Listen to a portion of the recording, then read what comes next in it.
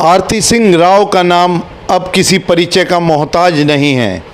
हरियाणा के पूर्व मुख्यमंत्री राव बीरेंद्र सिंह की पोती व केंद्रीय मंत्री राव इंद्रजीत सिंह की बेटी आरती ने अपना लक्ष्य भी कभी किसी से छुपाया नहीं है। परिस्थितियों के चलते बेशक अब तक लोकसभा या विधानसभा चुनाव लड़ने का मौका उन्हें नहीं मिल पाया है, मगर अपने पिता राव इंद्रजीत सिंह की उम्मीद आरती राव ही है। आरती खुलकर यह ऐलान कर चुकी है कि उन्हें विधानसभा चुनाव लड़ना है। लोकसभा चुनाव के नतीजे वाले दिन पिता राव इंद्रजीत सिंह भी डंके की चोट पर घोषणा कर चुके हैं कि आरती को हर हाल में चुनाव लड़वाया जाएगा। आरती को राजनीति के संस्कार विरासत में मिले हैं। दादा और पिता की तरह इनकी राजनीति का भी अपना ही एक अंदाज है। वहीं दादा पिता की तरह का बाकापन और वही बेबाकी, मगर अभी भी आरती राव को चुनाव लड़ने के अवसर की तलाश। राजनीति में कदम रखने से पूर्व आरती खेल की दुनिया के माध्यम से अपना नाम चमका चुकी थी। इन्होंने नेशनल के साथ साथ इंटरनेशनल स्तर पर शूटिंग प्रतियोगिताओं में नाम कमाया है। एक अच्छी शूटर के रूप में इनकी पहचान पूरे खेल जगत में है। 3 जुलाई 1979 को राव इंद्रजीत सिंह व मनीता सिंह के घर में जन्मी आरती राव का आज जन्मदिन है। दिल्ली यूनिवर्सिटी से स्नातक करके पिता के पद चिन्हों पर चलते हुए आरती ने भी शूटिंग में अपना शौक़ पूरा किया। आरती राव पिता द्वारा दिए गए हौसले से इंटरनेशनल शूटर बन गई। अब आरती का लक्ष्य केवल पिता की राजनीतिक विरासत को संभालना है। पिछले 3 लोकसभा चुनाव से आरती ने अपने पिता राव इंद्रजीत सिंह के चुनाव की बागडोर मजबूती से संभाली है। इस बार तो राव के लिए स्टार प्रचारक भी उनकी बेटी आरती राव ही रही। राव समर्थक भी आरती को भविष्य की नेता के तौर पर स्वीकार कर चुके हैं। बहन आरती राव के जन्मदिन के हम हार्दिक ढेर सारी शुभकामनाएं देते हैं और परमपिता परमेश्वर से दुआ करते हैं कि बहन जी की आयु लंबी हो और स्वस्थ हो, हमेशा स्वस्थ रहे और दक्षिणी हरियाणा की कमान पूरी बहन जी संभाले, जैसे राव साहब ने संभाल रखी है पूरी।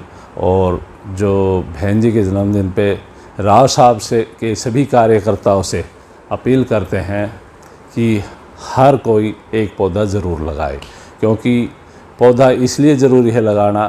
पीछे देखा गर्मी में बुरा हाल हुआ, उससे पहले कोरोना में ऑक्सीजन की कमी हुई, तो सभी से नरम निवेदन है और अपील है कि हर कोई बहन जी के जन्मदिन पर पौधा लगाए। मेरे ऑफिस पे हम सारे कार्यकर्ता होके, मेरे सारे कार्यकर्ता साथी बहन जी के, और हम पौधारोपण करेंगे और केक काट के जन्मदिन मनाएंगे बड़े हर्षोल्लास से। और ये दक्षिणी हरियाणा में नहीं, पूरे हरियाणा में जन्मदिन मनेगा बहन आरती राव का। क्यों, राव इंद्रजीत सिंह बहुत बड़े लीडर है और भारतीय जनता पार्टी का परचम लहराने वाले राव इंद्रजीत सिंह जी है। और राव इंद्रजीत और बहन आरती राव ने, क्योंकि बहन आरती राव को 2 बार टिकट नहीं मिली, लेकिन जिसको भी भारतीय जनता पार्टी की टिकट मिली उसके लिए तन मन धन से जुटी रही बहन जी, रात दिन एक किया। पिछली बार देखो अपने 2014 में रणधीर सिंह जी का परिवार जी को मिली थी टिकट, तो उस टाइम बहन आरती राव ने खुल के मदद की, जबकि उनको कोई मलाल नहीं मेरी टिकट कट गई। नहीं, मैं भारतीय जनता पार्टी के लिए काम करती हूँ और उनके एक ही वो है मकसद, वही पार्टी के साथ कभी गद्दारी नहीं करती। दूसरा, अब के ने सुनील मुसेपुर को टिकट मिली, बहन आरती राव को टिकट कट गई थी, तब भी बहन आरती राव ने रेवाड़ी में खुल के मदद करी पूरी में। तो ऐसी नेता को हम बार बार जन्मदिन की बधाई देते हैं और हम ये कहते हैं भाई ऐसे परिवार, ईमानदार परिवार और नेक नीति वाले, और जिसी करनी और कथनी में राव साहब की कोई अंतर नहीं है, तो ऐसे नेता ज़रूर आगे उभर कर आना चाहिए। और हम तो ये कामना करते हैं परमात्मा से कि दक्षिणी हरियाणा, पूरे हरियाणा की कमान संभाले बहन आरती। पहले तो मैं आपके चैनल के माध्यम से बहन आरती सिंह राव को जन्मदिन की हार्दिक शुभकामनाएं देता हूं। रामपुरा हाउस किसी पहचान का मोहताज नहीं है। रामपुरा हाउस की जो राजनीति है उसकी सबसे बड़ी बात तो यही है कि निष्कलंक राजनीति है।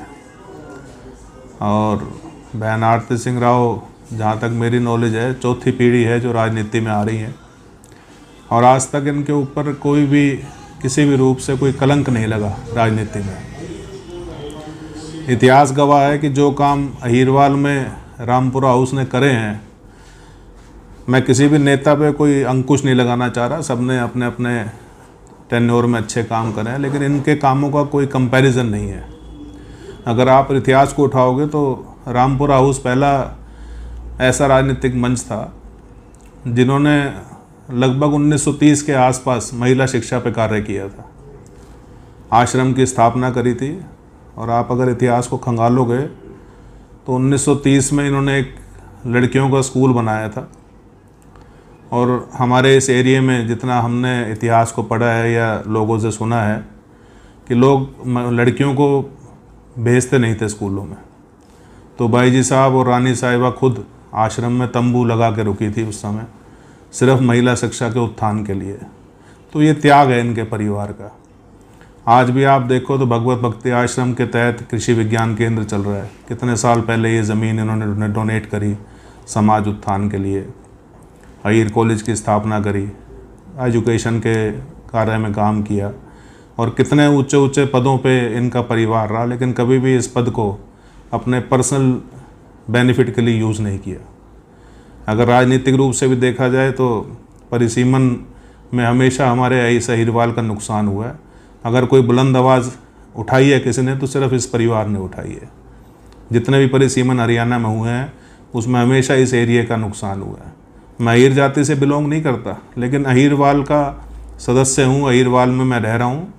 तो मेरा मानना यह है कि अहीरवाल में अगर हमने इनको खो दिया तो हमारे पास राजनीतिक रूप से कोई हमारे पास कुछ नहीं बचेगा।